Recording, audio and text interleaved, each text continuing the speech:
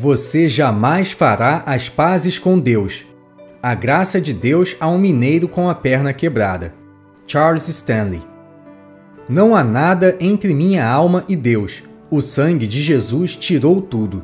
Há alguns meses atrás, o escritor deste texto recebeu uma carta de uma pessoa em Hoyland, declarando que um amigo muito querido, um mineiro, havia sofrido um acidente gravíssimo ao cair de um telhado. Sua perna estava quebrada em 3 lugares e tão severamente esmagada que não se esperava que ele sobrevivesse. O escritor da carta sentia-se certo de que este acidente havia sido permitido para a salvação de seu querido amigo e, além disso, que o escritor deste pequeno texto seria usado para a bênção a ele. Ele sentia que era uma questão de vida ou morte, ou melhor, de eternidade, e imediatamente dirigiu-se até Harley. Lá jazia Aaron Hoyland, naquele leito do qual não se levantaria mais. Algumas horas antes, ele era um homem forte, de corpo são. Tinha sido um homem firme, sóbrio, trabalhador, possuía uma casa bem mobiliada e era grandemente respeitado por todos que o conheciam. O escritor havia estado dando palestras recentemente no salão público, em Hoyland, e imediatamente recordou o rosto notavelmente atento deste homem agora aleijado. Ele havia se interessado muito, se não despertado, pelo Espírito de Deus, mas até então era um estranho à salvação presente, perfeita e eterna em Cristo Jesus. Essa pode ser a condição do leitor. Se você estivesse deitado em um leito do qual talvez nunca mais se levantasse com saúde, não seria algo terrível ser um estranho para com Deus, por ser um estranho para com Cristo? Por mais respeitado que seja por amigos e familiares, isso é suficiente para permitir-lhe encarar a morte e, após a morte, o juízo? A conversão de Aaron Hoyland foi muito semelhante à de Lídia. O Senhor abriu o coração dele para atender às coisas que foram faladas. Ali ele estava, completamente indefeso. Sua pobre perna seriamente quebrada e esmagada. Pouca ou nenhuma esperança de recuperação. Ele estava debilitado demais para ter sua perna amputada, até que isso se tornasse a última alternativa possível. A leitura tranquila da Palavra de Deus foi o que o Espírito Santo principalmente usou em sua conversão iluminada e abençoada. Foi mostrado a ele que a mensagem de Deus vinda do céu não era menos do que o perdão dos pecados, por meio da morte expiatória do Senhor Jesus Cristo. Estas palavras lhe foram lidas lentamente. Seja-vos, pois, notório, varões e irmãos, que por este se vos anuncia remissão de pecados. E de tudo o que, pela lei de Moisés, não pudeste ser justificados, por ele é justificado todo aquele que crê. Atos 13, versículos 38 e 39. Ele ouviu Deus falando à sua alma nessas palavras. Já havia ouvido essas palavras antes, mas nunca ouvira Deus falando nelas com ele como um pecador perdido e culpado. Quão simples foi a fé infantil com que ele assim creu em Deus. A certeza de que Deus queria dizer exatamente o que dizia irrompeu em sua alma. Jesus havia glorificado a Deus na cruz ao suportar o juízo completo devido aos pecados. Deus havia ressuscitado aquele santo portador do pecado dentre os mortos, e agora toda a barreira estava removida. Deus, em justiça, proclamava o perdão dos pecados, e todos que creem foram e são justificados de todas as coisas. Ele creu em Deus com o coração, ou seja, era uma mensagem de que precisava, dizia respeito a ele, e ele a creu, de modo que, tão certo quanto Deus diz a verdade, ele estava justificado de todas as coisas. Então houve outra escritura igualmente abençoada para ele. Estas palavras lhe deram uma tripla certeza. Seu coração foi aberto para ouvi-las como as preciosas palavras de Jesus. Em verdade vos digo, quem ouve a minha palavra e crê naquele que me enviou tem a vida eterna, e não entrará em juízo, mas passou da morte para a vida. João 5:24. Ele nunca pareceu duvidar por um momento da verdade absoluta do que Jesus dizia nessas palavras. Ele creu em Deus e por isso sabia que seus pecados estavam perdoados. Sabia que estava justificado de todas as coisas, considerado justo diante de Deus. Deus dizia isso. E agora ele ouvia as palavras de Jesus. Ele creu naquele que o enviou e sabia que tinha vida eterna. Jesus o dizia. Sabia que jamais entraria em juízo. Jesus o dizia. Sabia que havia passado da morte para a vida. Jesus o dizia, e ele não precisava que mais ninguém o dissesse. A palavra de Jesus era suficiente para Aaron Hoyland. Oh, que ela possa ser suficiente para o leitor deste texto. Pense no amor de Deus ao enviar seu Filho. Certamente esse amor deve ser infinito para com pobres pecadores, aquele que não poupou seu Filho, mas o entregou livremente, o qual também se deu a si mesmo em amor voluntário por nós, para levar nossos pecados sobre a vergonhosa cruz. Sendo justificado pela fé, ele tinha perfeita paz com Deus por meio de nosso Senhor Jesus Cristo. Ele nunca duvidou de que aquela paz que Jesus fez pelo sangue de sua cruz deva ser perfeita. Outra escritura foi muito doce para sua alma, pois seu bendito Jesus a havia dito: todo aquele que o Pai me dá virá a mim, e o que vem a mim, de maneira nenhuma o lançarei fora. João 6,37. Sua alma podia adorar o Deus de toda graça que o havia dado a Cristo, e agora usara esse terrível acidente para levá-lo a conhecer Jesus. E era tão doce descansar nesse amor que diz: de maneira nenhuma o lançarei fora. E agora ele esperava por Jesus, não como um juiz irado. Este, de fato, ele será para todos os que o rejeitam agora. Mas Aaron gostava de meditar naquele momento bendito em que o mesmo Senhor descerá do céu com alarido, e com voz de arcanjo, e com a trombeta de Deus, e os mortos em Cristo ressuscitarão primeiro. Depois nós, os que ficarmos vivos, seremos arrebatados juntamente com eles nas nuvens, a encontrar o Senhor nos ares, e assim estaremos para sempre com o Senhor. 1 Tessalonicenses 4, versículos 16 e 17. Sim, durante aquelas 6 semanas de grande dor física, ele gostava de pensar nesse momento bendito, a vinda do Senhor para levar os seus, quer dormindo em Jesus, quer vivos e remanescentes.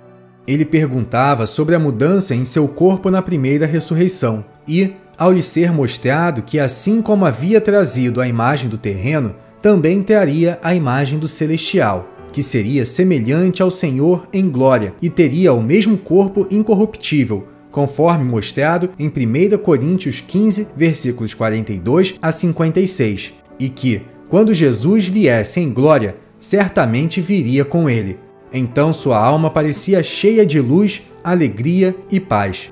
Era lindo ver como ele absorvia aquelas palavras de Jesus: não se turbe o vosso coração, credes em Deus, crede também em mim. Na casa de meu pai há muitas moradas. Se não fosse assim, eu vou-lhe teria dito: vou preparar-vos lugar. E quando eu for e vos preparar lugar, voltarei e vos receberei para mim mesmo, para que onde eu estiver, estejais vós também. João 14, versículos 1 a 3. Nunca duvidou da realidade e certeza dessas preciosas palavras de amor. Elas devem encher a alma de alegria indizível, se crermos em Jesus. Pense, tão certo como ele morreu por nós, tão certo como foi preparar-nos um lugar, tão certo ele virá e nos receberá para si mesmo. Oh, aguarda, minha alma, pela vinda de teu precioso e amoroso Senhor. O que um infiel teria pensado daquela cena? A pobre perna, preta como carvão. Muito desagradável, a decomposição, supomos, já havia começado. Mas aquele rosto querido, tão calmo quanto o azul profundo do céu. Jamais esqueceremos aquelas poucas palavras que ele falou, que expressam tanto. Não há nada entre minha alma e Deus. O sangue de Jesus tirou tudo. Sim, o precioso sangue de Jesus valia mais para ele do que 10.000 mundos. Nada no céu ou na terra pode dar essa certeza calma, divina e inteligente, na expectativa imediata da morte ou da vinda do Senhor, senão o sangue de Jesus. Ele havia entrado, em alguma medida, pelo ensino do Espírito Santo, na profundidade daquelas palavras. O sangue de Jesus Cristo, seu Filho, nos purifica de todo pecado. 1 João 1,7. Ele podia dizer: aquele que nos ama, e em seu sangue nos lavou dos nossos pecados. Apocalipse 1:5. Porque com uma só oblação aperfeiçoou para sempre os que são santificados. Hebreus 10:14. Assim, crendo nessas afirmações divinas da palavra de Deus, ele podia dizer com confiança pacífica: não há nada entre minha alma e Deus, o sangue de Jesus tirou tudo. Assim, ele tinha ousadia para entrar no lugar santíssimo pelo sangue de Jesus. Era muito abençoado testemunhar a paz celestial que o precioso sangue dava à sua consciência. Ele cria em Deus, que tal era o valor do único sacrifício de Cristo para aqueles cujos pecados ele levou, que Deus diz: e nunca mais me lembrarei de seus pecados e de suas iniquidades. Hebreus 10:17. Esse contraste também deu grande consolo à sua alma. E como aos homens está ordenado morrerem uma vez, vindo depois disso o juízo, assim também Cristo, oferecendo-se uma vez para levar os pecados de muitos, aparecerá a segunda vez, sem pecado, aos que o esperam para a salvação. Por toda a sua vida, ele havia sido ensinado a crer numa ressurreição geral para juízo. Agora via que todos os seus pecados haviam sido lançados sobre Jesus, para jamais serem lembrados contra ele. E agora ele podia esperar pelo próprio Jesus, que levou na cruz os seus pecados e todo o juízo que eles requeriam. Sim, quando Jesus vier, ele será o mesmo que levou os seus pecados sobre a cruz. Assim, justificado de todas as coisas por seu precioso sangue, e o pecado, a raiz, condenado pelo único sacrifício pelo pecado, ele creu no que Deus disse, que nenhuma condenação há para os que estão em Cristo Jesus. Romanos 8, versículos 1 a 3. Não havia excitação, mas o repouso calmo da alma em Deus. Aaron creu em Deus, como uma criança crê na palavra da mãe, no amor da mãe.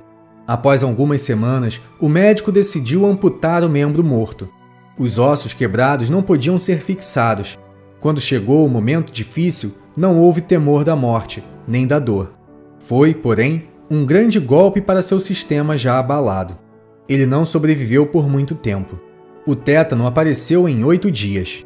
Seus sofrimentos agora eram tão grandes que mal podia ser visitado, mas sua paz fluía como um rio, até o momento em que esteve ausente do corpo, presente com o Senhor. Era um homem de poucas palavras, mas aquelas poucas e o modo como foram ditas jamais serão esquecidos pelo autor destas linhas. Não há nada entre minha alma e Deus. O sangue de Jesus tirou tudo. Ó, leitor, você pode dizer isso? Os pecados da tua juventude foram removidos? Os pecados da meia-idade foram removidos? Talvez os da velhice? Se fosse chamado de repente, poderia dizer: não há nada entre minha alma e Deus.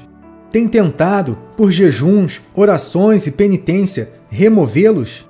Foram eles removidos? Ousa morrer confiando em tuas orações de arrependimento ou penitência? Deus disse que perdoará por essas coisas? O arrependimento estará inseparavelmente ligado à fé na morte expiatória de Jesus e produzirá o pleno conhecimento dos teus pecados diante de Deus, em confissão e abominação de ti mesmo. Mas muito maior foi o preço pago antes que o pecador pudesse ser salvo. Não foi no início, mas no fim da longa história de Jó, que ele verdadeiramente se arrependeu. Os ninivitas creram em Deus e então se arrependeram. E assim também os judeus no Pentecostes. E muitas vezes, quando a alma é elevada ao ponto mais baixo, como Ezequias quando clamou: ó Senhor, ando oprimido, intercede por mim, Bíblia JND. É justamente então que vem a plena libertação. Qual é o teu estado neste momento? Pode dizer em perfeita paz: não há nada entre minha alma e Deus. Ou diz: tenho tentado abandonar meus pecados, tenho tentado servir a Deus, tenho tentado me arrepender e tenho tentado orar, mas meus pecados! Senhor, ando oprimido, intercede por mim? Sim, quando se chega a isso, culpado, perdido, sem poder ou força para ser melhor, e, a menos que Deus intervenha por mim, estou perdido para sempre. O que direi eu? Diz Ezequias. Ele me prometeu, e ele mesmo o fez. Isaías 38:15. Isto é verdade? Não seria: prometerá a ele por mim, Fará ele por mim? Não, o correto é: ele me prometeu em sua bendita palavra. Ele intercedeu por mim, ele o fez. Ah, que certeza! O eterno Filho de Deus interveio pela redenção do pecador perdido, culpado e impotente, e ele o fez. Cantai alegres, vós, ó céus, porque o Senhor o fez. Isaías 44, 23. Não é ele fará, ele o fez. Está consumado. Paz seja convosco. Leia novamente estas palavras. A mesma palavra falada a Aaron Hoyland é agora falada a ti. Ele mesmo o fez.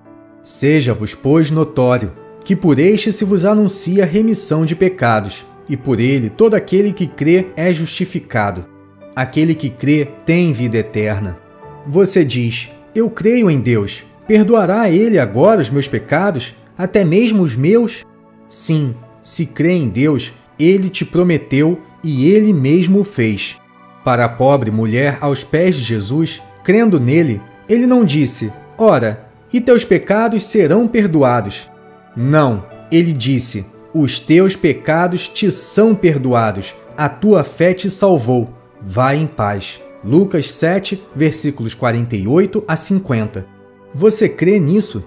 Você não pode separar fé e perdão. A fé nos liga ao valor infinito do sangue de Cristo.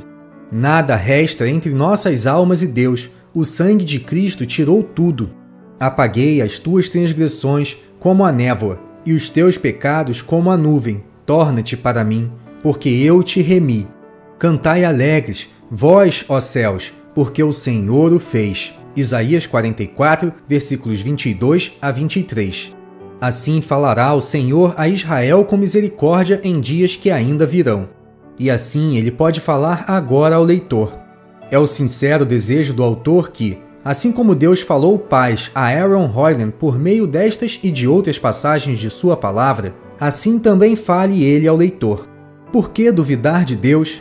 Por que tapar os ouvidos? Pondere estas perguntas.